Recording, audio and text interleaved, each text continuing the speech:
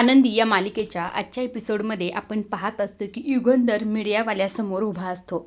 इकडे दुसऱ्या बाजूला आनंदीला युगंधरकडे कसं जायचं हे कळत नसतं. त्यामुळे माई तिला सगळ्या गोष्टी सांगत असतात. आता माईंना समोर इथे न्यूजवाले दिसलेले असतात. तेव्हा माई सांगत असतात, आनंदी तू बरोबर चालते, समोर तसंच चालत जा. असं म्हटल्यानंतर आनंदीसुद्धा चालत जात असते. इकडे युगंधरला मीडियावाले प्रश्न विचारत असतात, ते म्हणजे इंग्लिशमध्ये. त्यामुळे ते युगंधर जरा अडकत असतो आणि गोंधळल्यासारखा झालेला असतो. इकडे मात्र विद्याधरचं हे सगळं काही कारस्थान, त्याला हे सगळं काही पाहून फार बरं वाटत असतं. तो मनात विचार करत असतो, आता खरी मजा येणार आहे. या युगंधरचं आडारी पण सगळ्यांसमोर येणार आहे असं म्हणून खुश होत असतो. खरं तर त्यानेची ते मीडियावाल्यांना पैसे दिलेले असतात आणि नको नको ते प्रश्न विचारायला भाग पाडलेलं असतं. युगंधर सगळ्यांसमोर हात जोडून उभा असतो आणि म्हणत असतो की खरं तर मला तुम्ही मराठीत प्रश्न विचारू शकता, मी मराठीत सगळ्या प्रश्नाचे उत्तर देईल. मात्र मीडियावाले काही केल्या त्याचं मानायला तयार नसतात. इकडे आता माईंचा आवाज खरं आनंदीपर्यंत पोहोचत नसतो आणि आनंदीचा आवाजसुद्धा माईंपर्यंत पोहोचत नसतो. आता आनंदी इकडे फार टेन्शनमध्ये असते आणि माईसुद्धा. माई आता हेडफोन चेक करतात तर त्याची चार्जिंग संपलेली असते. आता माईंना सगळं कळत नसतं नेमकं आनंदीला सगळ्या गोष्टी कशा सांगू. इकडे माईंना आवाज देत असते ती म्हणजे आनंदी. मात्र आनंदीचा आवाज काही माईपर्यंत पोहोचत नसतो. आनंदी विचार करत असते, आता काय करू, मी मालक साहेबापर्यंत कशी पोहोचू.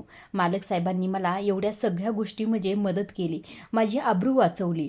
मग आज जेव्हा त्यांना माझी गरज आहे तेव्हा मी का नाही जाऊ शकत. हा अनोळखी हॉल आहे, मग इथे सगळ्या गोष्टी मी कशा मॅनेज करू आणि मालक साहेबांची कशी मदत करू यावरच आनंदी विचार करत असते.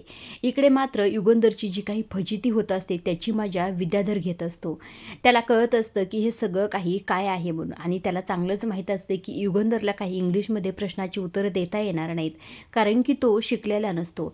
इकडे मीडियावाले युगंधरला एक नाही अनेक प्रश्न विचारत असतात. ते म्हणत असतात खरं तर आम्ही तुम्हाला मराठीत प्रश्न विचारू शकत नाही कारण की आमचं चॅनल खरं तर इंटरनॅशनल आहे, त्यामुळे तुम्हाला सगळ्या प्रश्नाची उत्तर इंग्लिशमध्येच द्यावी लागतील असंही ते म्हणत असतात. युगंधर तर खाली मान घालूनच उभा राहिलेला असतो. माई आणि बापू हे सगळं काही पाहत असतात, त्यामुळे त्यांना सुद्धा फार टेन्शन आलेलं असतं. त्याचवेळी इकडे आनंदी डोळे बंद करून सगळं काही लक्ष देऊन ऐकत असते आणि समोर जाण्याचा प्रयत्न करते. आता मीडियावाल्यांचे प्रश्न तिला कळलेले असतात तेव्हा ती मध्येच म्हणत असते, माय हजबंड इज नोज इंग्लिश.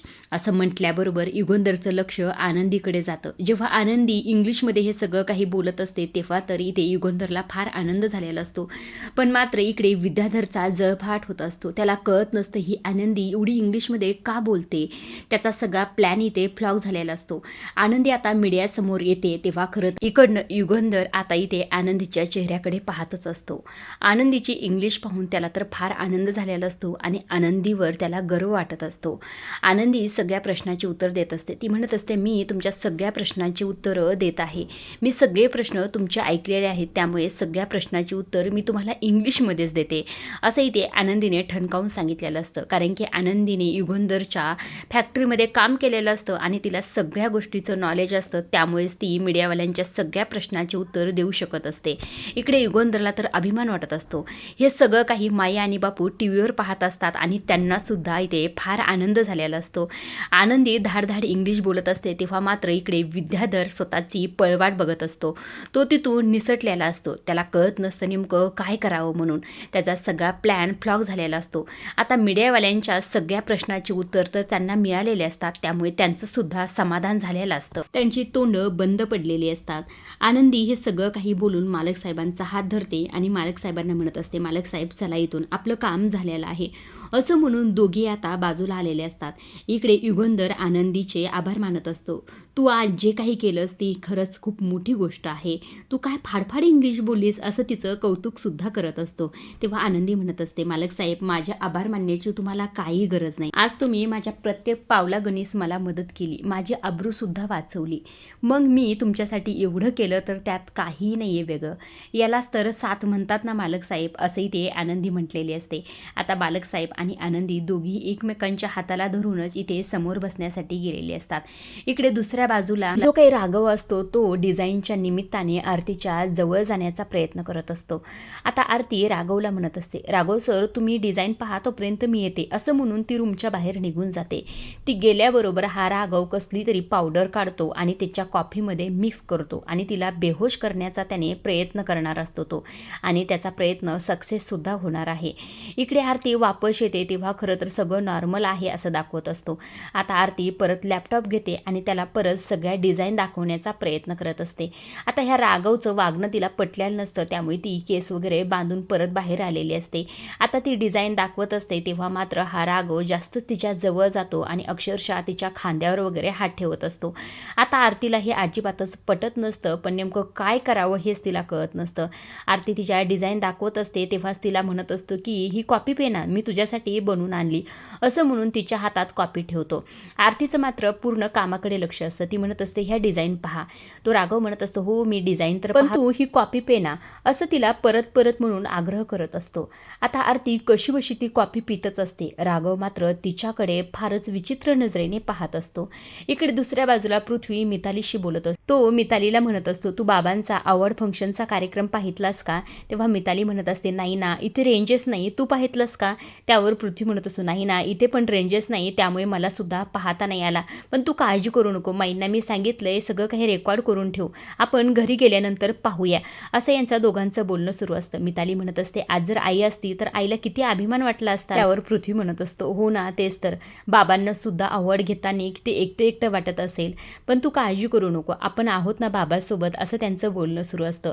इकडनं मिताली म्हणत असते पण पृथ्वी खरंच तुला सॉरी, मला प्रांजलची तब्येत बिघडली म्हणून पुण्याला यावं लागलं, तुझी मीटिंग कशी झाली, सगळं काही छान आहे ना, मी तुझी मदत नाही करू शकले. त्यावर पृथ्वी म्हणतो नको काळजी करू तू, झाले सगळं व्यवस्थित. मीटिंग कशी झाली? हो मीटिंगसुद्धा छान झाली आहे. आरती कुठे? त्यावर इकडनं जो काही पृथ्वी असतो तो म्हणत असतो अरे आरतीचं तर विचारू नको, अरे तो डिझाईनवाला डिझाईनच्या निमित्ताने तिच्यावर फ्लर्ट करतोय तरीसुद्धा ह्या पोरीला काही कळत नाही. मिताली म्हणत असते अरे ती खूप साधी रे, तिला नसन कळलं की तो फ्लर्ट वगैरे करत आहे, पण तू लक्ष दे तिच्याकडे, तिला कुठेही सोडू नको. तू काय काम कर, आता बाहेर आलंस ना, तिच्यासाठी छान पावभाजी घेऊन जा, मग तिला छान वाटेल. असं म्हटल्यानंतर पृथ्वी म्हणत असतो हो ठीक आहे मी घेऊन जातो. आता इकडे दुसऱ्या बाजूला ज्या क्षणाची सगळेजण आतुरतेने वाट बघत असतात तो क्षण समोर आलेला असतो. मंत्री महोदय साहेब आता समोर स्टेजवर असतात, सगळ्यांना अनाऊन्स करत असतात की हा अवॉर्ड देण्याची वेळ आलेली आहे, हा अवॉर्ड आज जो काही देणार आहोत त्याचा क्षण जवळ आलेला आहे असंही ते सांगत असतात. तेव्हा खरं तर हे सगळं काही ऐकून आनंदीला फार आनंद होत असतो. ती मनातच विचार करत असते समीदादाई खरंच ह्या सगळ्या गोष्टी फक्त तुमच्यामुळे होतात असं म्हणून खुश होत असते. इकडे दुसऱ्या बाजूला मात्र विद्याधर घरी आलेला असतो आणि त्याचा इथे पारा चढलेला असतो, त्याला कळत नसतं नेमकं काय करावं.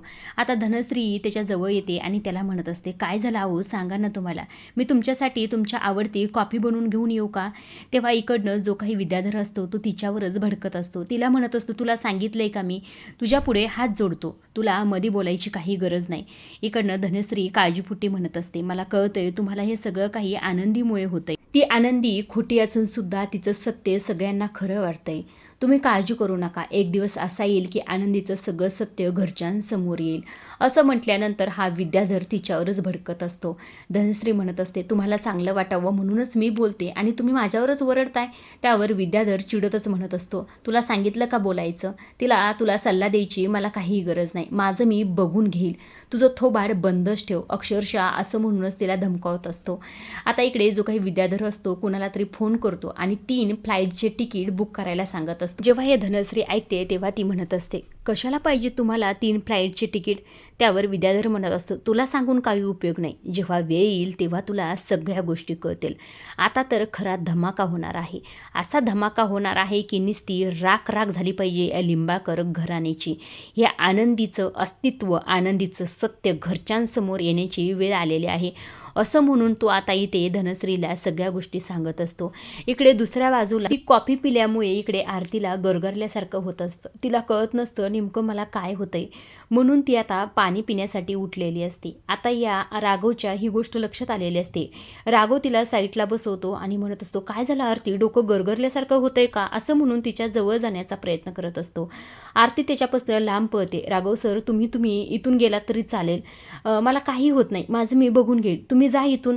त्यावर हे राघव म्हणत असतो, नाही नाही, तुला असा त्रास होतोय म्हटल्यानंतर मी कसा जाईल, अगं आरती इथे बस, असं म्हणून तिच्या फार जवळ जाण्याचा प्रयत्न करत असतो. आरती आता घाबरलेली असते. तिला आता राघवचा चांगलाच इरादा कळलेला असतो. ती घाबरलेली असते. आता ती जाणारच असते तेव्हा हा राघव तिला जोरात हाताला ओढतो आणि बेडवर बसवतो. आता ती त्याला लांब करत असते, मात्र तिला इतकी गुंगी चढलेली असते की समोर काय होतंय कळत नाही. अक्षरशः ती आता बेशुद्ध झालेली असते आणि हा राघव तिच्या जवळ जाण्याचा इकडे प्रयत्न करत असतो. आता इकडे दुसऱ्या बाजूला जी काही शिल्पा असते ती तिची बॅग भरत असते. तेव्हा खरं तर तिला युगंधरचे शब्द आठवत असतात. युगंधर म्हटलेलं असतं की पुढचा आठवडा तू गुरुजींच्या आश्रमामध्ये राहणार आहेस आणि ज्या वेळेस तू आनंदीला स्वीकारशील तेव्हाच तू लिंबाकरांच्या घरात पाऊल ठेवशील. हे शब्द तिला आठवत असतात आणि तिला तेवढाच राग येत असतो. ती बॅगमध्ये कपडे टाकत असते आणि स्वतःच्याच मनाशी म्हणत स्वतःच्या बहिणीला घराच्या बाहेर हकलतोय आणि मला सुद्धा राहायची अजिबातच इच्छा नाही इथं, माझा सुद्धा जीव गुदमारतोय, त्या आनंदीसाठी मला घराबाहेर काढतोय, असंही ते म्हणत कपडे भरत असते. तितक्यातच इकडनं बापू आलेले असतात. बापू म्हणत असतात, अगं शिल्पा चल ना बाहेर, बघ ना टीव्हीवर काय दाखवतेत, अवॉर्ड देणार आहेत युगंधरला आता. शिल्पा म्हणत असते, मग मी काय करू, त्याला देतात ना अवॉर्ड तर देऊ द्या ना मग. तेव्हा बापू म्हणतात, असं काय करतेस तू, चल ना, तुझ्या भावाला अवॉर्ड देतात ना, तुझ्या सख्या भावाला अवॉर्ड देते. तेव्हा इकडनं शिल्पा चिडते, म्हणत असते त्याला अवॉर्ड देतात ना, देऊ दे, मला काही फरक पडत नाही. तेव्हा बापू म्हणत असं काय करते शिल्पा, अशी कोणती बहीण आहे ग जिला स्वतःच्या भावाचा आनंद पाहत नाही, त्याला एवढा मोठा पुरस्कार भेटणार आहे, मग तू पाहणार नाहीस का, असं म्हणून बापू आता शिल्पाच्या हाताला धरतात आणि तिला बाहेर घेऊन येत असतात. शिल्पा म्हणत असते मला नाही बघायचा असं म्हणूनच तिची बडबड सुरू असते. इकडनं माई म्हणत असतात, अगं असं काय करतेस ग शिल्पा, बघ ना युगंधरसाठी आज किती अभिमानाचा आणि आनंदाचा दिवस आहे. तेव्हा खरं तरी ते शिल्पा टीव्हीकडे पाहतच असते. तिला सुद्धा तेवढाच अभिमान वाटत असतो.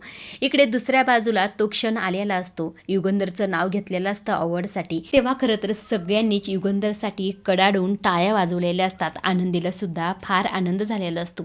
इकडे दुसऱ्या बाजूला बापू शिल्पाला म्हणत असतात, अगं युगंधर या क्षणाची किती दिवसापासून वाट बघत होता, फायनली तो त्याला अवॉर्ड भेटणार आहे, आज आपल्या घराण्यासाठी खूप अभिमानाची गोष्ट आहे, असंही ते बापू जेव्हा सांगत असतात तेव्हा शिल्पाला सुद्धा फार भरून आलेलं असतं.